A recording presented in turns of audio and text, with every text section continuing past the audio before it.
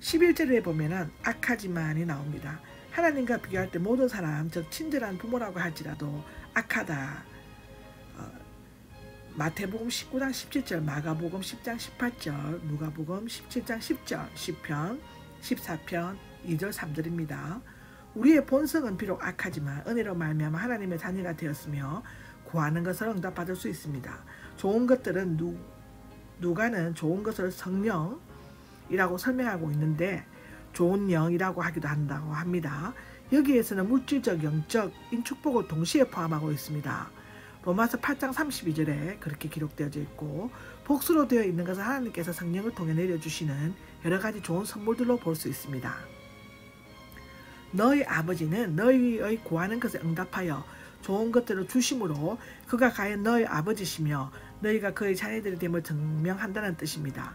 하나님 아버지는 좋은 것 외에는 결코 주시지 않으시며 악한 것을 아무리 구해도 주시지 않는다고 누가복음 11장 13절에 기록되어져 있습니다. 하물며가 나오죠. 랍비들의 전형적인 교육 방식인데 마가복음 10장 18절을 보면 주시겠느냐라고 되어 있습니다. 구하는 자의 표준 이상을 주시겠다는 약속이지요. 그러나 구하여도 받지 못하는 경우가 있다고 하는데 첫째로는 자신을 구하여도 받지 못하는 경우가 있다. 첫째, 자신의 욕심을 바탕으로 하는 기도. 둘째, 구하는 것이 오히려 해가 될 때, 구하는 것보다 더 좋은 것을 주시려고 할 때, 네 번째로 하나님께서 후일에 주시려고 할 때라고 기록하고 있습니다.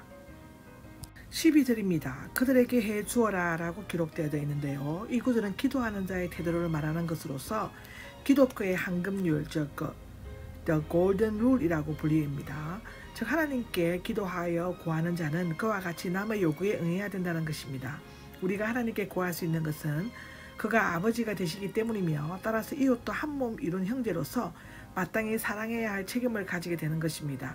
하나님의 사랑은 그들이 구하는 것을 사랑으로 베풀어 주실 것이요 이 행복을 누리는 자는 자기의 일만을 생각하지 않고 남에게도 그와 같이 행해야 한다는 명령이 주어진다고 합니다.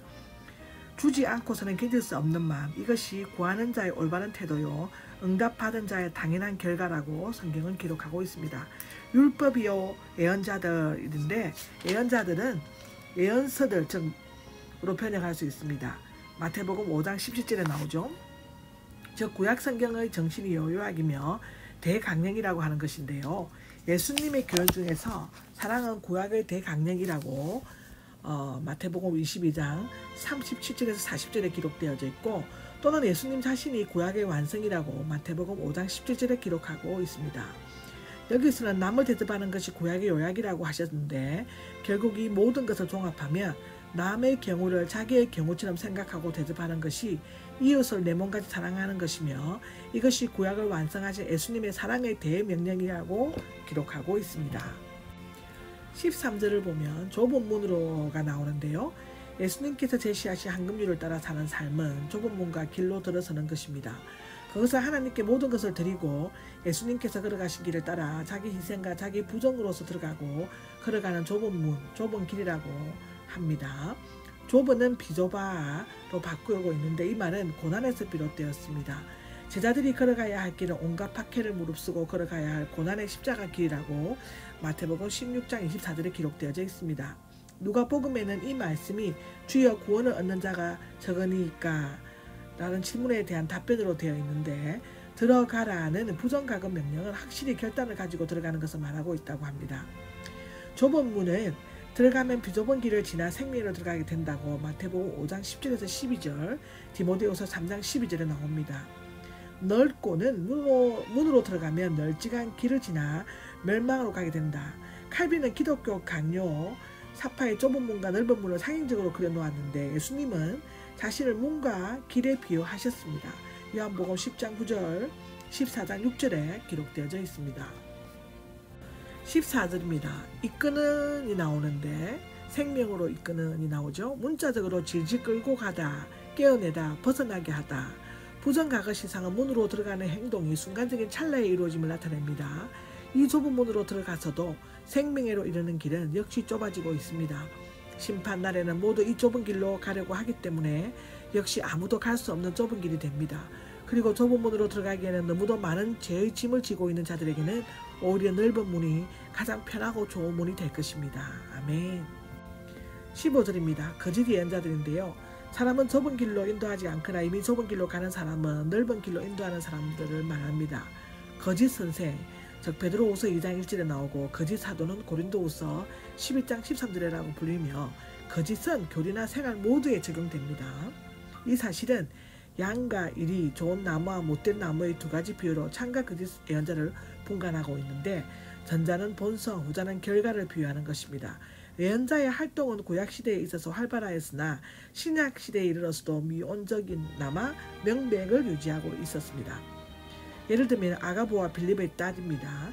사도행전 11장 28절에 나옵니다. 그 당시에는 예언자인 양 자처하면서 교회나 신자들에게 폐를 끼치고 다니는 거짓된 예언자들이 많이 있었다고 기록하고 있습니다. 예수님은 이런 거짓 예언자들을 이리들이로 비유하고 있습니다. 이리는 간교하고 사나우며 때를 지어 온순한 양이나 가축을 무자비하게 해치는 개와 비슷한 동물이었는데 거짓 예언자들은 겉으로 양의 가죽을 뒤집어쓰고 양의 물 위에 나오지만 실상은 그들을 잡아먹으려는 엄중한 계획을 가지고 있습니다. 양의 옷은 예언자들이 입던 털옷을 묘사하는 것 같은데 예언자들처럼 행동하면서 자신의 결점을 가리려는 태도를 나타내고 있습니다. 16절입니다. 열매들을 보고인데요.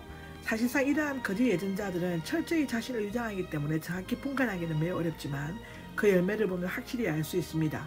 여기에 제시된 식물들은 그 이름이 분명하진 않습니다만 이 말씀은 그 당시에 하나의 격언처럼 쓰였던 용어로서 가시나무나 엉겅퀴와 같은 악한 식물들에서 포도와 무화과의 같은 좋은 열매를 기대할 수 없다는 말입니다. 창세기 3장 18절에 나오죠. 거짓된 예언자들의 말은 아름답고 훌륭해도 그 생활이나 행동은 거짓되고 악합니다. 추수 때의 주인이신 예수 그리스도께서 심판에 나서 들고 오실 때 좋은 열매 맺는 나무는 잘 보존하시지만 좋은 열매를 맺지 않는 나무는 찍어 불에 던져질 것이다 라고 기록하고 있습니다. 이때는 돌이킬 수 없는 마지막 때입니다. 아멘. 17절입니다. 나쁜 나무가 나오죠. 원래는 좋은 나무였으나 병이 들고 일부는 썩어버려 열매를 맺긴 맺어도 쓸데없는 것들을 맺는 시시한 나무를 말합니다. 우리의 타락한 성질은 새로운 가지에서 다시 살아나지 않는 한 소망이 없다라고 로마서 1장 18절에서 32절, 요한복음 3장 3절에서 8절에 나옵니다. 맺는다란 말은 행하다 하다의 뜻이 있으며 속에 가득 채워진 것이 밖으로 흘러넘치는 것을 말한다고 하는데요. 영어로는 form이라고 합니다. 시인데 시는 마음의 생각을 밖으로 흘러나오는 것이라고 하고요. 거짓 예언자는 그 외부적인 학문이나 교리 지식 등이 아니라 마음속에서 자연히 흘러나오는 행위 그 자체가 문제가 된다고 합니다. 20절을 보면 그러므로인데 매우 중요한 것을 나타낼 때 사용되며 다른 방법으로 알 수 없지만 적어도 그 열매에 의해 식별된다는 뜻입니다. 하나님은 사람을 외모로 판단치 아니하시고 밑바닥을 보십니다. 천국을 소유할 수 있는 자는 겉으로만 성도처럼 보이는 자가 아니라 아버지의 뜻을 행함으로써 선한 행위의 열매를 맺는 자입니다. 귀한 것일수록 허위가 많다는 것이 말인데 기독교는 거룩하고 값진 생명 그 자체이므로 이에 뒤따르는 거짓된 자들의 유혹을 받아 물들지 말고 그리스도의 가지로 접붙임을 받은 성도들의 합당한 의의 열매를 맺어야만 한다고 성경은 기록하고 있습니다.